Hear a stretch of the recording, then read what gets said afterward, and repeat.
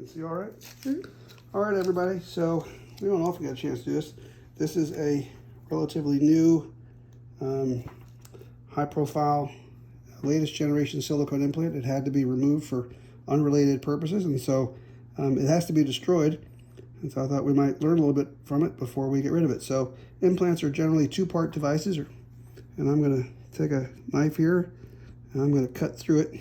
And so the first thing you notice is that it doesn't all come running out. Now the shell is totally split the whole way, almost the whole way. Yeah, the sharp surgical scalpel. All right, here we go. Now it's split the whole way. And you can see I can pull it apart. It snaps right back together. So the idea that a ruptured implant just, goes ahead and leaks out like olive or motor oil is not true.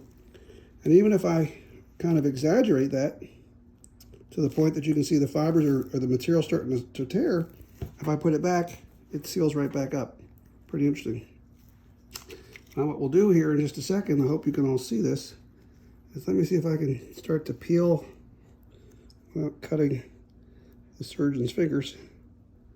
I'm going to try to peel the silicone material away from the shell so that you can really appreciate the notion that there is a shell and then there's the film material.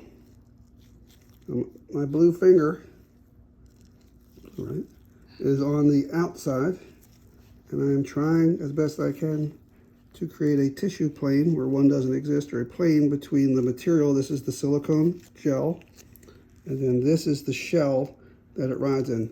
And even with all of that manipulation, I let go, I put it back, and it still wants to hold its shape. That's pretty cool for the latest generation implant. So we go and completely evert it. And what you'll find is that this silicone is fairly sticky, not the kind of thing. It gives surgeons bad dreams about trying to fish this stuff out when it does come undone. So why, when people have a ruptured implant, can it be that the silicone is found someplace else? Well, it doesn't just sit unperturbed in the body. So over time, with the muscle working on it, it may come in contact with the tissue, and you may get a little bit that starts to work its way out. And that's generally how you get extracapsular rupture. Okay, I hope that was helpful to somebody.